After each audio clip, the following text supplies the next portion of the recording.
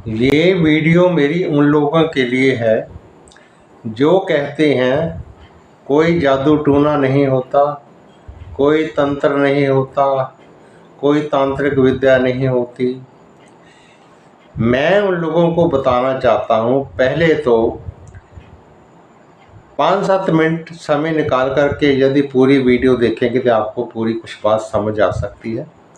अगर minute 2 minute video देख कर के आपने आगे कर देंगे तो फिर मेरा कोई कसूर नहीं होगा। मैं पूरी बात कहूँगा, मेरी पूरी बात यदि सुनेंगे समझेंगे तो आपको सब पता चलेगा। देखिए, 5 प्रकार की विद्या बताई हैं शास्त्र ने: मारण, वशीकरण, वज्रेशन, स्तंभन और उच्चाटन। मित्रों, जैसे कि हम लोग जानते हैं पुराने ज़माने में लोग सामने आकर के लड़ा करते थे। शत्रुता जो होती थी, जो दुश्मनियाँ होती सामने आकर के उसको निपटाया करते थे। आज कोई भी व्यक्ति बुरा नहीं बनना चाहता, वो सामने आकर के लड़ाई नहीं लड़ता, वो गुरीला युद्ध लड़ता है।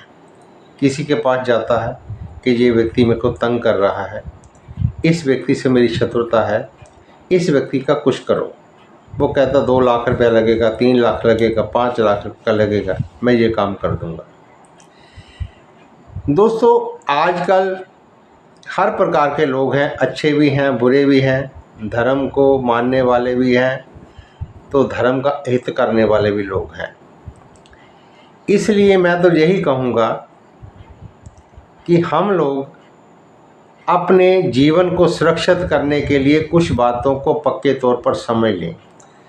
देखिए, जो हमारे देश में बाहर से लोग कुछ आ गए हैं, वो लोगों की विद्या है अरब कंट्री की। अरब कंट्री को जो विद्या है वो बहुत ख़तरनाक विद्या है। वो शमशान से संबंध, हड्डियों से संबंधित होती है। जहाँ कुछ लोग अफ्रीका में जो विद्या चलाते हैं वो काला इल्म से संबंधित होती है, वो भी बहुत ख़तरनाक होती है। इसलिए ये बात उन के लिए है जो कहते हम किसी बात को नहीं मानते। देखिए, 2-3 प्रकार के मनुष्य होते हैं। एक तो नास्तिक होते हैं, आस्तिक होते हैं, कुछ मूर्ख होते हैं, कुछ बिल्कुल मंदबुद्धि लोग होते हैं जो कहते हैं हम मानते ही नहीं। वो बात सुन लेंगे, कह देंगे अच्छा जी, लेकिन वो अपनी जिद पर अड़े रहेंगे। नुकसान पे नुकसान उनका होता रहेगा, नुकसान पे नुकसान कराते रहेंगे, लेकिन वो टस से मस नहीं होंगे, किसी की बात सुनेंगे नहीं।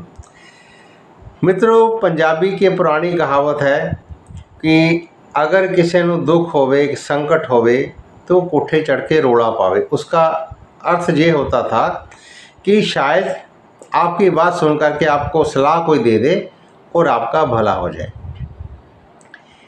देखिए, हमारे देश में जो लोग रह रहे हैं, धर्म स्थानों पर बैठे हैं, पहली बात तो ये है, मैं आपको निर्णय ये करना चाहता हूँ कि बुराई के साथ कौन खड़ा है और अच्छाई के साथ खड़ा, ये परिचय होता है, स्टैंडर्ड होता है कुछ लोगों का।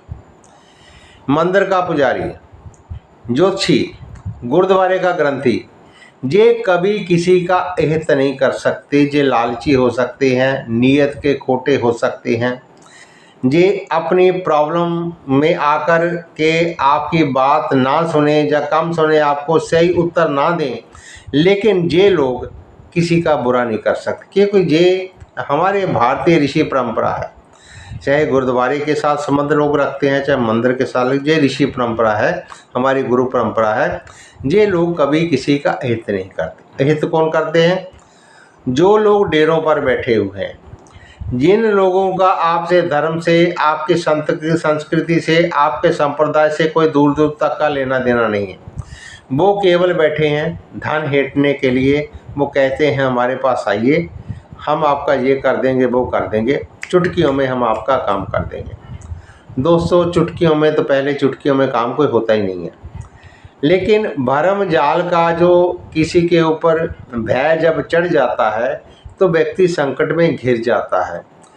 उसे फिर जाने जाने किसी न किसी के आगे झुकना पड़ता है। ये बड़ी दयनीय स्थिति होती है। इसलिए आजकल 2-3 चीज़ें हैं। एक तो जान माल की रक्षा, दूसरी बहू बेटियों की रक्षा, तीसरी जो अमीर लोग हैं जो धनवान लोग हैं उन पर दृष्टि पड़ती है, आसपास जो लोग रहते हैं वो दृष्टि डालते हैं, जिसको बोलते हैं नज़र लगना। इसलिए गरीब आदमी को खतरा क्या होगा, उसके पास यदि कुछ है ही नहीं तो ले क्या जाएगा, उसके पास कोई ऐसा बचा ही नहीं, उसका मान सम्मान है ही नहीं, तो उसका क्या कोई हित कर देगा। इसलिए भय किनको होता है, जिनके पास कुछ होता है। अमीरों को भय होता है, सरमाएदारों को भय होता है, सुंदर लोगों को भय होता है, सुंदर स्त्रियों को भय होता है, सुंदर पुरुषों को भय होता है, जिनके घर में बहू बेटियां होती हैं, पुरुष बाहर गए हुए गए, उनको भय होता है। जो रोज़मर्रा पैसा लेकर के जाते हैं आते हैं उनको भय होता है। दूसरी बात ये होती है, जो चतुरता होती है, चतुरता भी 3-4 प्रकार की होती है। अगर किसी बच्चे के किसी के साथ गैर संबंध बन गए हैं, सेक्सुअल रिलेशन बन गए हैं, वो हमारी बात मानता नहीं है, किसी कारण से हमारा हित हो रहा, हमारे घर का पैसा बर्बाद हो रहा है, मान सम्मान बर्बाद हो रहा है, हम किसी न किसी के पास जाएंगे, ये हमारा काम भी हो जाए, किसी को पता भी नहीं चले, वो भी एक तरह का किसी का नुकसान हो सकता है। क्योंकि करता मरता क्या नहीं करता, जब किसी का हित होने वाला होता है, किसी मान सम्मान जाने वाला होता है, तो वो व्यक्ति बुरे से बुरा काम करना भी माननीय कर लेता है और स्वीकार कर लेता है। इसलिए जो कहते हैं कि कुछ होता नहीं है, उनके लिए मैं दोबारा फिर दोहरा दूं, 5 प्रकार की विद्या शास्त्रों ने बनाई है। जिस विद्या का प्रयोग भगवान कृष्ण ने भी किया, रावण ने भी किया, उसके बाद कंस ने भी किया, जरासंध था, जो कंस का ससुर था, वो सभी इन विद्याओं का ज्ञाता था। इसलिए भगवान कृष्ण भी उसको मार नहीं सका था। उसने 5 पांडवों से, भीम से उसकी हत्या करवाई थी। भगवान कृष्ण को भी उससे हार करके भागना पड़ा था। जब उन्होंने अपना मथुरा छोड़ी थी तो वो कारण यही था कि वो सबसे बड़ा जरासंध तांत्रिक था। वो उसकी तंत्र विद्या से अपना रूप बदल लेता था, अपने को शक्तिशाली ताकतवर बना लेता था। उसको यदि को मार काट कर सिर फेंक देता था, वो दोबारा जीवित हो जाता था। इसलिए सच्चाई ये है, भगवान कृष्ण को भी रण छोड़ जो है उसको मथुरा छोड़ करके जाना पड़ा था जरासंध के तंत्र के कारण। इसलिए कुछ बातें हम पढ़ते नहीं हैं, सुनते नहीं, किसी के बात जाते नहीं, किसी से सीखते नहीं हैं। इसलिए सब कुछ होता है। अपना ध्यान रखिएगा, अपना जीवन का बारे में जानने का सबको अधिकार है। अपने जीवन के बारे में जानिए, अपना ध्यान रखिए। ओम शांति शांति।